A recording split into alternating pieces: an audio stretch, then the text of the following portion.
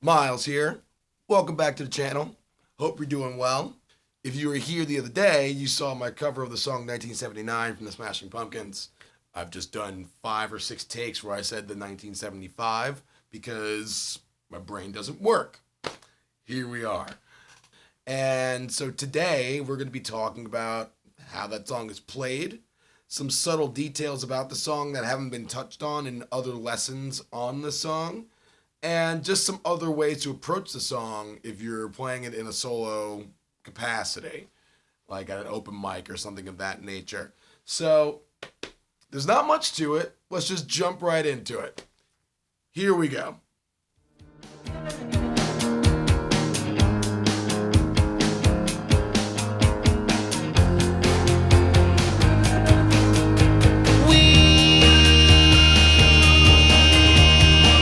So first things first, you want to know what the guitar is going to be tuned to for this song. And we're in E flat standard tuning, which is just standard tuning, but a half step lower than normal. So you got E flat, B flat, G flat, D flat, A flat, E flat. A lot of Smashing Pumpkins songs are in this tuning, and it's easy to get to because it's just a half step lower than you would be normally. So this song, for the most part, is just alternating back and forth between parts that are going over E flat and A flat. Our main riff in the song is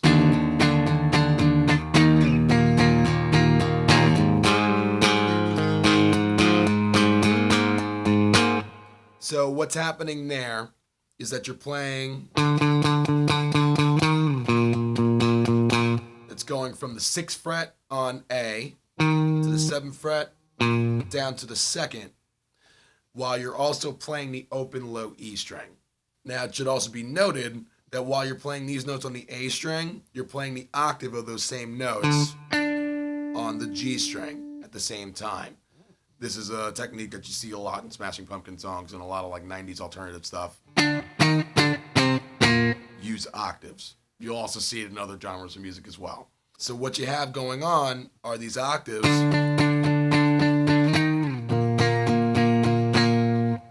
and then underneath it, you have the open low E string being played along with it as a drone.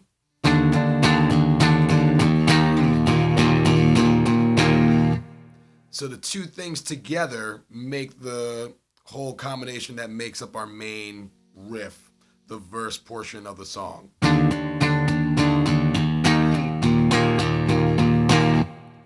Now for the second half of the verse, we have a similar thing going on, but it's going to be over the open A string, but starting with single notes that are being played on the D string, starting with a bend from the 6th fret of the D string, a half step.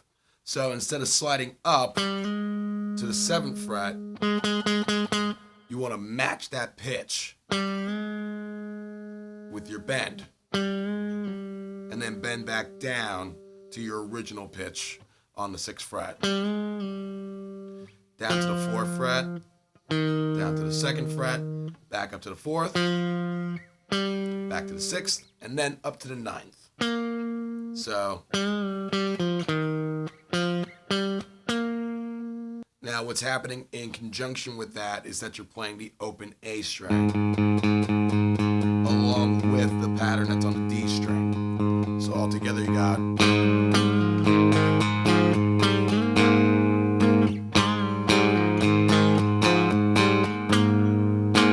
so it's kind of acting like a chordal sort of thing, but it's only these sections of just 2-note intervals being played at the same time. Altogether, what we have is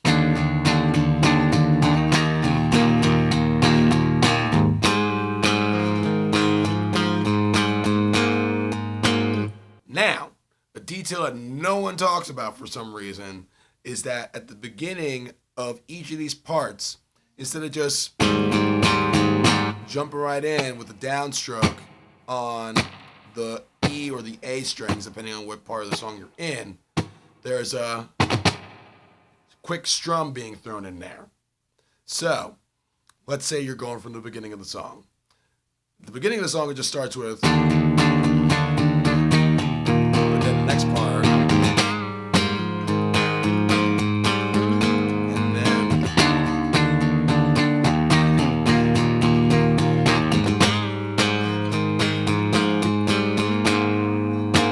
and it's there. I promise you it's there. Go listen to it. Don't believe me? It's there. I know I'm right.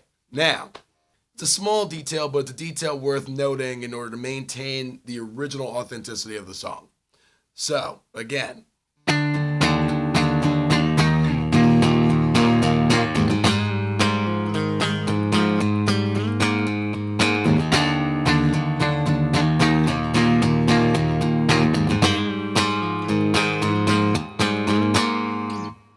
Now, for the most part, aside from the beginning of each of those phrases, with the up and down strumming, majority of the song is going to be downstrokes. Just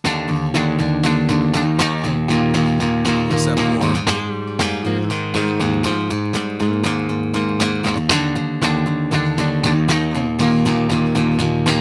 Now, on the original recording, if you listen carefully, you could tell that the guitar is being played very lightly. It's not like high impact on the strings. It's just like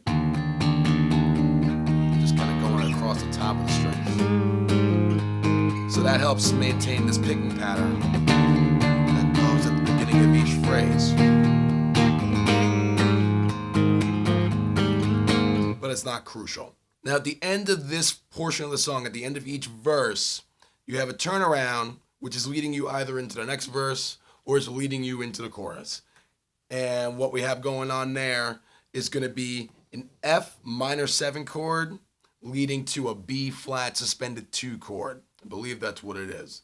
So we're going to play it as so. It's going to be on the 9th fret of the A string. I'd recommend using your 3rd finger. Go into your 1st finger on the 7th fret of the D string. And then using your pinky to play the 9th fret of the G string. Now you could do it also with your 1st, 2nd, and 3rd fingers. Whichever way works. What's important about this chord is that you want to maintain keeping the high E and B strings open along with the fretted notes. So, like that. And the same thing for when we go to our B flat suspended 2 chord.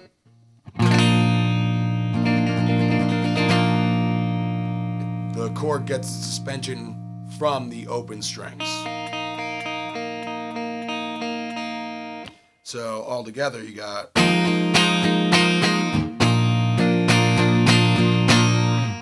And those open strings, they offer this sort of airy quality to the chords that are being used for this portion of the song.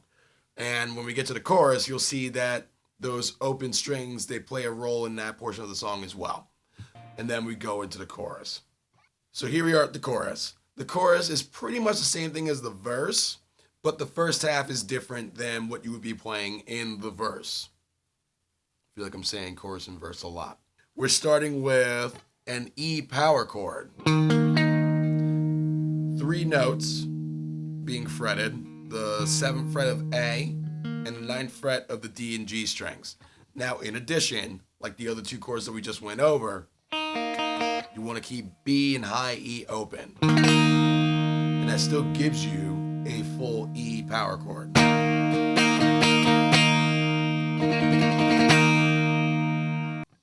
So now after our E flat, we're going to what would essentially be a B flat over D chord. Minus the B string. We're going to still maintain keeping these 2 strings open. And we're just going to play these 3 strings down here. The 6th fret of A, maintaining the 9th fret of the D string as we did in the previous chord, but now also playing the 8th fret of G. So it's not quite a major 7th chord, it's not quite a slash chord, but it kind of works as this descending tonality after our E flat, leading back down to our A flat where we go back to the whole.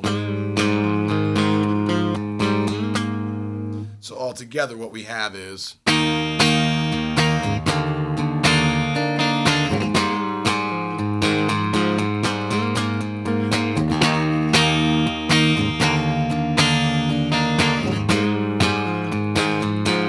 so just like the verse, the second half,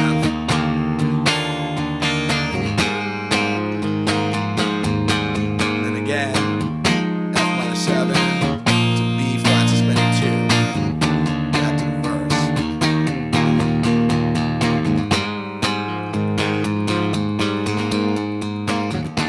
Now that's about 90% of the song. Then there's the bridge section. So now in the bridge section, this is where we're going to be playing just straight power chords. However, there's still some nuance in this section as well. So we're starting from what would be our B flat, a B power chord in standard tuning, second fret of the A string, and then the 4th fret on D and G. If you're playing that, just doing 2, 4, up to what would be C sharp, in this case C,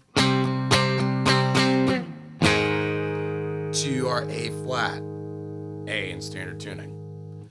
Now, in addition to that A power chord at the end of the phrase, the second fret of the low E string is also being added in there.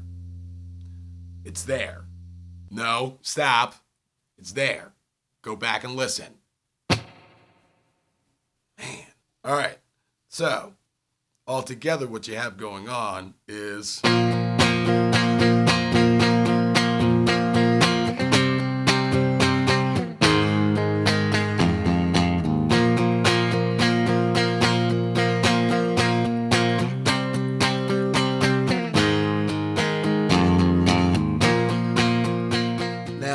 The best way to go about playing that second fret note on low E, the F, when I was doing it, I was wrapping my thumb around the top.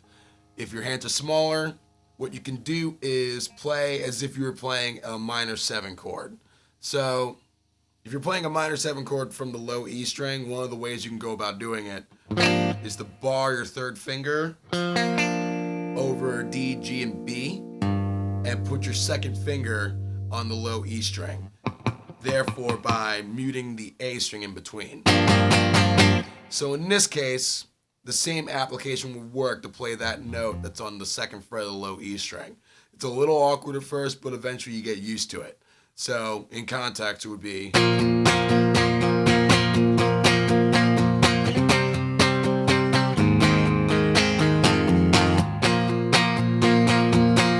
It sounds pretty clean.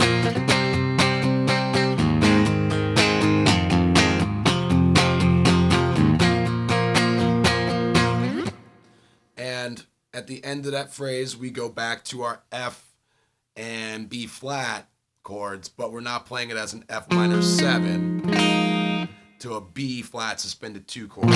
We're simply playing power chords of those 2 chords. So that's pretty much the entire song. But let's say you're playing it by yourself. You don't have a band to back you up. You don't have other instrumentation to go along with what you're playing and be complementary to the chords and single notes. So, one of the things you can do to make things sound more full is when you get to the chorus, instead of going back to this single note passage that's droning over the A string, go to this chord down here. So, right here would be an A flat major 7 chord, and this would be A major 7 if you were in standard tuning, but you're just moving what would be a regular A chord, or if you have smaller fingers, the 3-note version, 3-fingered version, but you're just moving the note that's on the G string to the 1st fret. Now instead of playing a straight A major 7 chord, lift off your 3rd finger and keep those 2 strings up top open. Maintain that continuity between all the other chords. So what this gives you is just straight chords going throughout the chorus, rather than going from this big chord thing that's going on here to these single notes. Unless that's the vibe you want to go for. But if you want to keep it dynamically higher than the verses are all the way through,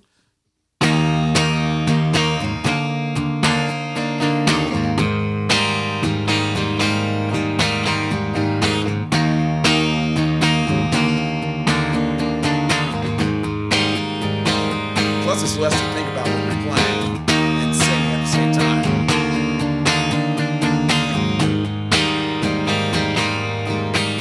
So that's pretty much the entire song.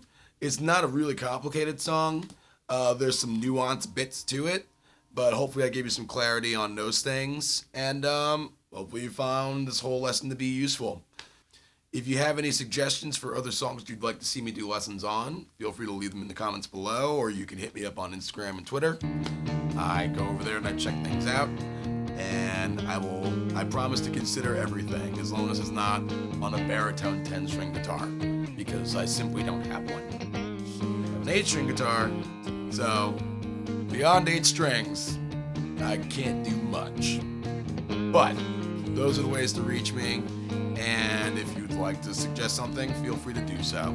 Once again, if you would like to try to support the channel on Patreon, I'll leave a link for that below.